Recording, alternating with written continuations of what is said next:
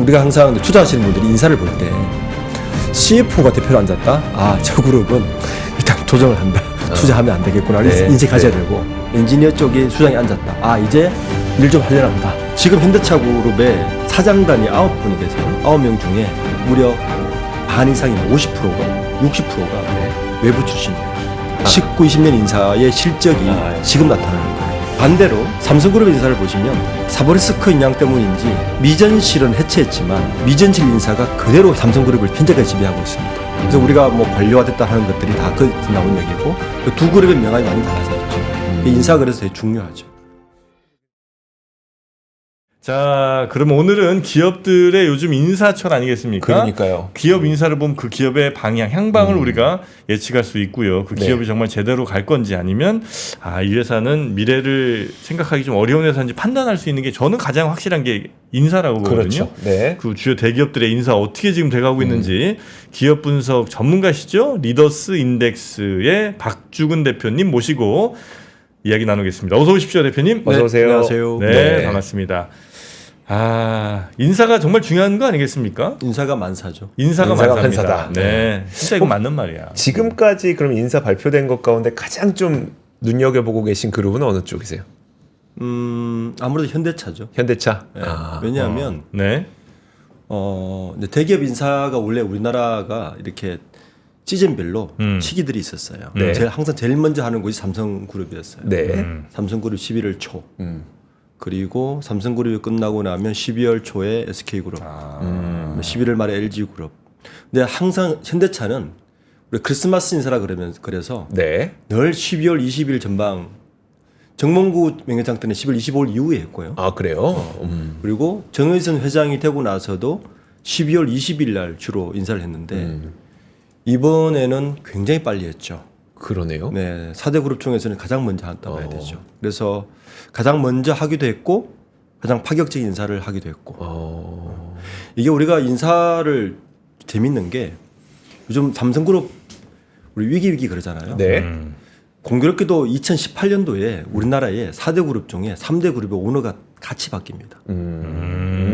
이재용 회장이 그때 구속 수감이 끝나고 네. 실질적인 이제 오너로서 행사를 시작한 게 28년이고 정의선 회장이 2018년 8월달에 수석 부회장이 되면서 네. 실질적으로 오너로서 등극을 합니다. 네. 그리고 구광모 회장이 2018년 10월에 회장이 되죠. 네. 예.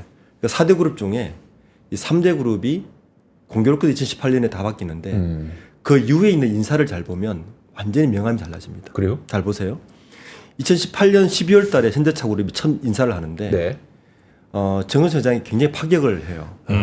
정몽구 회장 곁에 항상 가신그룹이라고 해서 6명의 부회장단이 있었어요. 네. 그 중에 윤여철 부회장 빼고는 모두 갈아치워버립니다. 그 윤여철 부회장은 왜 남겨뒀느냐? 네. 현대차는 항상 노사 문제가 센시티브하잖아요. 네. 그래서 윤여철 부회장이 노사 담당이었어요. 그것만 하신 분이에요. 딱 2년 유예시키고 2011년에 갈아치웁니다. 노사 문제 담당 부회장이 있어요? 있었어요. 지금도 그래. 현대차는 그게 굉장히 중요합니다. 네. 그러면서 현대차는 지금 현대차 그룹의 사장단이 9분이 계세요. 네. 현대차에. 네.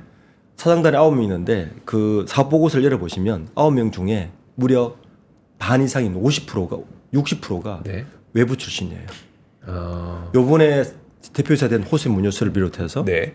신재원 나사에서 모시고 온 분, 그리고 송창현 포티두닷컴 네. 네이버에서 모시고 온 분, 네. 뭐 그리고 둥커 브루케 디자인 담당 외부에서 오신 분이 60%입니다. 굉장히 파격이죠. 그래서 네. 이번에 사실 현대차 인사를 보고 많은 언론들이 뭐 외국인 첫 대표이사 등재다 57년 만에 뭐 외국인 이렇게 얘기를 하는데 사실은 그 전조는 저는 2019년부터 있었다고 봐야 되는 거예요. 그 효과가 현대차가 지금 나타나는 겁니다. 2018년에 인사가 파격적으로 한 하고 결과가 19, 20년 인사의 실적이 예. 지금 나타나는 거예요. 현대차 혁신은 그렇게 기업은 그렇게 나타납니다. 반대로 삼성그룹 인사를 보시면 사보리스크 인양 때문인지 미전실은 해체했지만 네. 미전실 인사가 그대로 삼성그룹을 다 현재까지 지배하고 있습니다. 대표적인 정현호 TF 지금 네네. 팀장이 당시 미전실 부사장이었고요.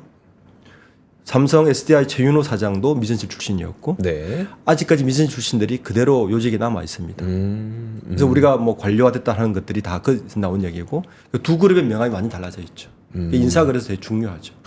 근데 그 자동차라고 하는 건 이제 한 사이클을 돌 때 보통 저희가 대략 한 5년 정도로 보잖아요. 근데 말씀하셨던 거 딱 들어보니까 그래 현대차가 2018년에 파격적인 인사를 하고 그다음 2019년까지 그 인사를 좀 이어가고 나서 결과가 지금 2024년에 상당히 좋게 나오고 있잖아요. 네. 대략 한 5년 걸렸네. 그러고 보니까. 네, 호세 무뇨스 대표가 예. 현대차에 조인한 게 2019년이에요. 이 호세 무뇨스 대표는 보시면 원래 출신이 스페인 출신이긴 한데 네. 이분은 거의 동양인입니다. 왜냐하면 네. 토요타에 5년 있었고 2004년까지 1999년부터 2004년까지 5년 있었고 2004년부터 2019년까지 15년을 닛산에 있었어요. 네. 닛산에 있으면서 닛산 북미 법인장을 했고 중국 법인장을 했단 말이에요. 네. 그러니까 실질적으로 스페인 분이지만 동양적 사고를 20년을 일했으니까 일본 차에서 그리고 2019년도 현대차에 조인을 했단 말이에요. 네. 그러면서 북미 법인장을 했는데 사실 호세 무뇨스 사장 역할이 되게 컸죠. 그 19년도부터 팬데믹에 빠졌잖아요. 네. 그리고 전기자동차로 빠르게 변화됐잖아요. 네. 그런데 현대차가 그리고 2년 전에 미국의 IRA법에서 현대차가 탈락을 했어요. 네. 아시겠지만. 네. 근데 토요타하고 폭스바겐 들어갔단 말이에요. 근데 이 위기를 이겨냈어요. 현대차가. 뭘로? 플립 판매. 두 가지인데 모델 믹싱에 일단 성공을 했어요. 네. 그러니까 SUV 벽 하나 제네시스를 막 믹싱을 하면서 영업이익률을 되게 높였죠. 네. 그게 영업이익 많이 나오니까. 두 번째는 전기차가 캐즘에 빠지기 전에 미국에 짓는 공장을 빠르게 하이브리드 카로 같이 생산할 수 있는 홀류 생산을 바꿔버렸어요. 이 두 가지가 사실은 북미 시장을 해서 영업이익을 많이 끌어올린 거죠. 그래서 현대차가 판매량이 세계 3위라는 것도 뭐 뉴스지만 제가 볼 땐 더 큰 거는 영업이익률이 탑이에요. 탑권이에요. BMW 막 먹어요. 원래 자동차 업계에서는 BMW 영업이익률을 쫓아갈 수가 없었거든요. 고급차 영업이익률을 따라갈 수가 없어요. 네, 네. 그런데 현대차는 비슷해요. 그러니까 이거는 뭐 경영을 잘했다고 봐야 되는 거죠. 네네네. 그래서 현대차의 인사를 굉장히 지금 눈여겨 보고 계시고 이제 현대차는 뭘 향해 간다는 메시지를 인사로 좀 보여주고 있습니까? 뭘 향해 갑니까 현대차는? 두 가지죠. 그러니까 이번 인사는 지금 한 달 반 빨리 했단 말이에요. 한 달보다 더 빨리 인사를 했으니까 네. 트럼프 선거 당선 이후에 바로 했단 말이에요. 네. 그러니까 트럼프 2기를 타겟으로 했다. 이 인사는. 트럼프 얘기 준비. 네, 그래서 성김 그 고문을 사장으로 네. 영입했고 호세 무뇨스 북미 법인장을 바로 대표소에 앉혔다는 거는 트럼프 결정했고 그리고 이제 그 전기차 캐점에 빠르게 대응하기 위한 인사도 이번에 좀 나왔습니다. 두 가지가 키워드로 봐야죠. 전기차 캐즘에 대응하는 거 하나, 그다음에 트럼프 시대에 대응하는 거 하나. 네. 여기 이제 두 개가 큰 인사 컨셉이었다는 거죠. 뭐 대충 어디로 갈지 이제 감은 살짝 오는 것 같긴 한데 일단 현대차는 그렇게 이해하고요. 다음 임원은 다음 좀 인사 관심 가는 데는 어디입니까? 대기업들 가운데. 지난주 금요일 날 LG 그룹 인사가 났죠. LG요. 네. 가장 조용했습니다. 사실은 이전 LG 그룹 인사 중에서 가장 조용한 인사를 했다. 큰 이제 대표이사 한 분 바뀌었어요. 네. 한 분. 홍범석 사장 바뀌었는데 이 홍범석 사장도 아까 제가 2018년에 회장이 된 세계그룹의 인사가 네. 많이 바뀌었다고 했잖아요. 네. LG 그룹도 2018년에 구광무 회장이 되고 나서 그 해의 인사에 보면 딱 외부에서 세 사람을 데리고 옵니다. 핵심 인물. 첫 네. 번째 3M에서 신학철 부회장을 모시고 오죠. 네. LG 화학 부회장. 3M에 있었어요 원래. 3M 계셨죠? 네, 외부인 출신. 네. 두 번째 분이 이제 사람들은 발이 인식을 안 했는데 저는 홍범석 이번에 LG U 플러스 사장 대표이사로 간 홍보 사장을 봤는데 이분은 컨설팅 펌 출신입니다. 베닝 컴퍼니에 계셨고 네. 그러니까 CSO로 임명을 하는데 네. 그리고 CHO도 한 명 모시고 데리고 와요. 외국계에서. CHO는 CHO. H는 인사 담당. 인사 담당. 그러니까 핵심을 다 데리고 온 거죠. 전략, 인사를 네. 다 외부에서 데리고 와서 매기 효과를 부린 거죠. LG 그룹에서.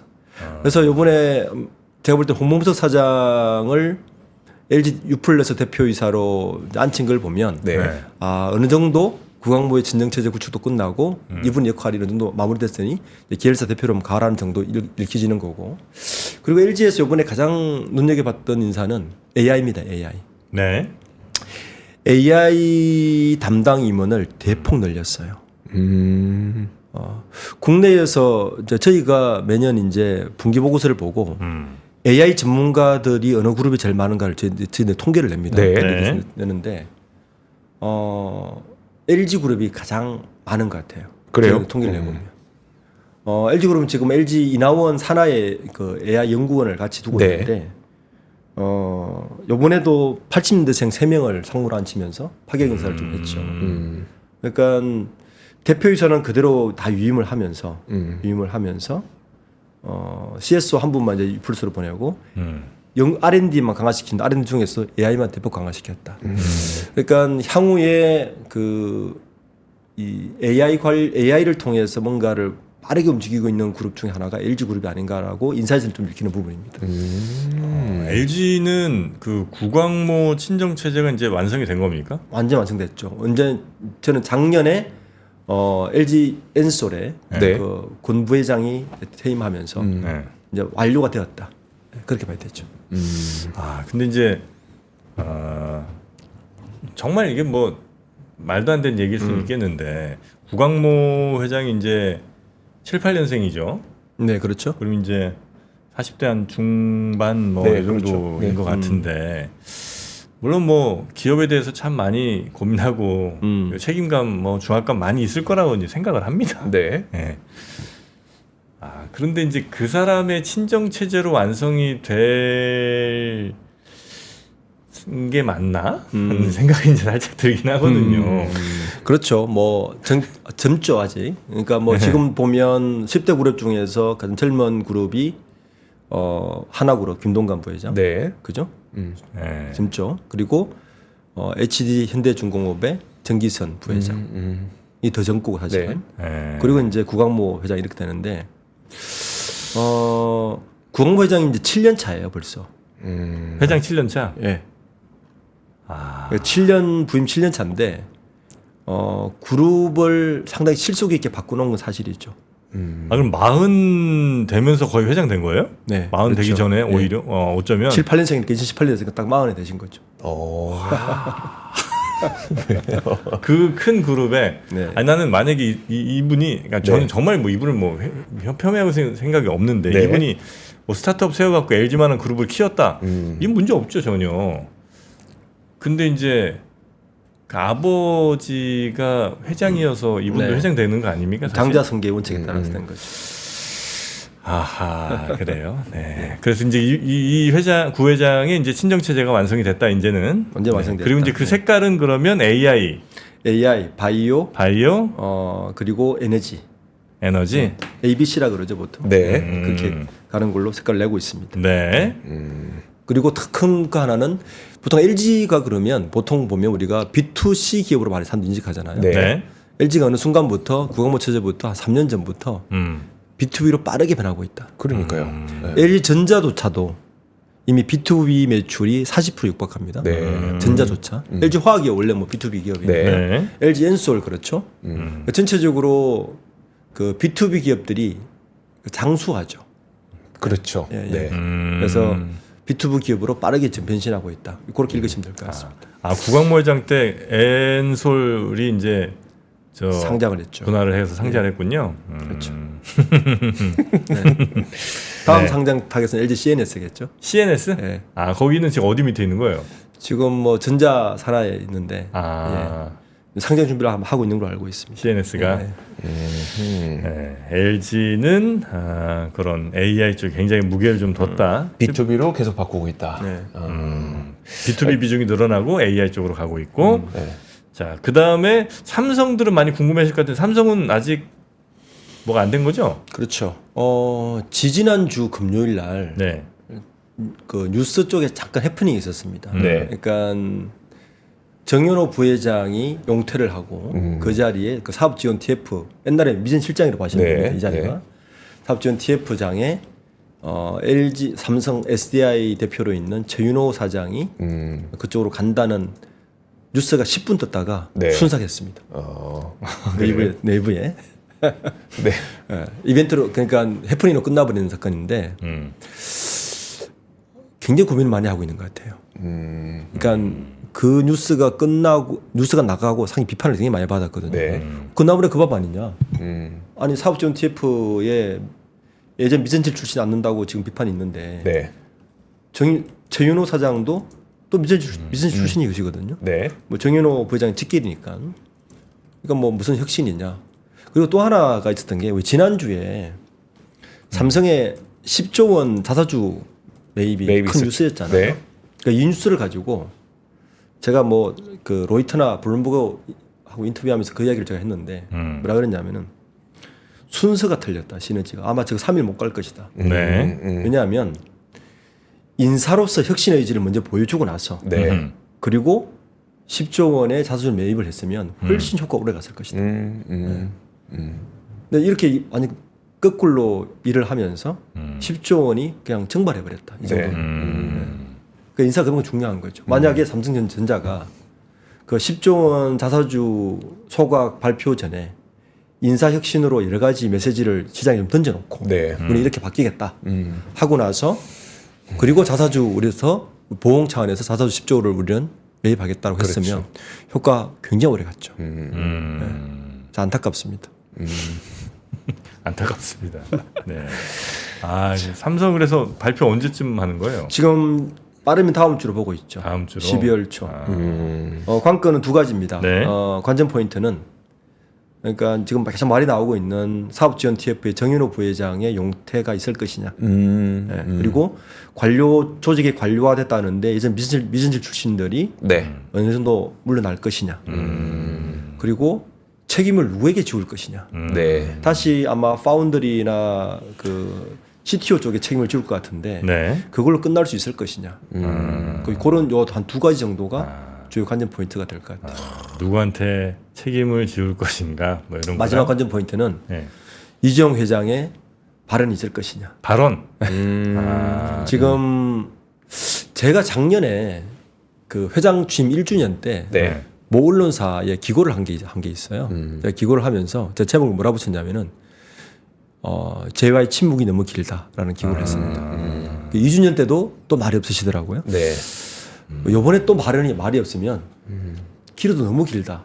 이건 침묵이 긴 게 아니라 말이 없는 것이 아닌가라고 이야기할 정도로 이 정도 시장에서 반응이면 발언을 해야 되는 거죠.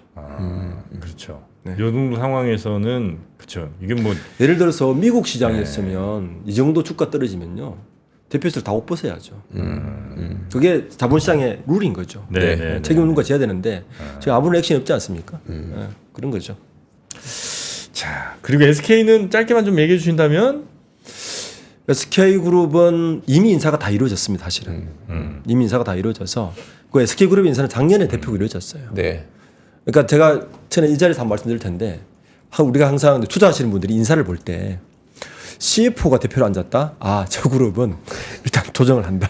투자하면 안 되겠구나. 네. 인식 가져야 되고 엔지니어 쪽이 갑자기 이제 정리가 되고 엔지니어 쪽이 수장에 앉았다. 아, 이제 일 좀 하려나 보다. 이렇게 보셔야 돼요. 투자도 이루어지고. 그렇죠. 네, 네. 그러니까 그 투자하시는 분들은 대표이사의 어느 쪽 계열이 많이 앉느냐가 되게 중요합니다. 네. SK그룹은 작년 이맘때 대거 CFO 라인들을 대거 앉혀버렸습니다. 제가 그래서 구조조정 세게 하겠는데 정확했죠. 네. 리밸런스 세게 하는 거고 올해는 아마 일부 이제 좀 구조조정된 곳에 엔지니어 출신들이 대표가 조금씩 앉는 것 같아요. 네. 어느 정도 뭐 구조조정이 끝났다 조정은 이렇게 볼 수 있는 거죠. 네. 롯데 여기는 시간이 지금 없긴 한데 네. 롯데는 지금 상황이 매우 안 좋잖아요. 매우 안 좋죠. 네, 여기는 많이들 갈려 나간다고 봐야 되겠죠? 그렇죠. 그 롯데는 이렇게 보셔야 돼요. 롯데는 한 번도 가보지 않은 길을 가고 있어서 시행착오 중이다. 생각해 보세요. 롯데는 지금까지 한 60년간 유통으로 돈을 벌었어요. 식품하고. 유통과 식품의 공통점은 캐시플로우가 굉장히 빠릅니다. 예. 투자는 하지 않아도 캐시플로가 굉장히 빨라서 현금 유불량이 되게 많고 네. 사업 참 편하게 플랫폼만 있으면 편하게 할 수 있었죠. 그런데 이 기업이 갑자기 대규모 투자가 들어가는 B2B 제조업을 하기 시작했어요. 네, 롯데케미칼, 네. 바이오, 2차 전지. 그렇죠, 그렇죠. 예. 일단 캐시플로우의 타이밍이 전혀 달라요.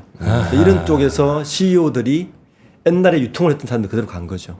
이게 맞겠습니까? 그러니까 지금은 그 분야에 맞는 사람이 CEO로 가느냐가 가장 중요합니다. 그 인사를 읽어내셔야 돼요. 맞아. 그러니까 그 일을 하지 않은 사람이 그곳에 갔다 그 그룹 출신이라고 일 안 됩니다. 전혀 성격이 다른 사람. 네네네. 아 우리 대표님 저 인사 재밌다. SK랑 롯데랑 삼성 끝나고 나서 네. 한번 좀 더 모셔서 예상한 대로 됐는지 아니면 지금 이 회사가 이렇게 했는데 이건 또 어떻게 우리 해석해야 되는지 이런 건 한번 또 들어봐야 되겠다. 삼성 인사 나오면 한번 네, 좋습니다. 삼성 인사 나오고. 좋습니다. 네, 그다음 그럼 다시 모시고 네. 말씀 나누도록 하겠습니다. 리더스 인덱스의 박주근 대표님 오늘 말씀 대단히 고맙습니다. 네, 감사합니다. 네. 삶의 격을 높이는 9가지 지혜를 함께 나눕니다. 위즈덤 칼리지 시즌 2 영상 아래 링크를 클릭하시면 자세한 내용을 확인하실 수 있습니다.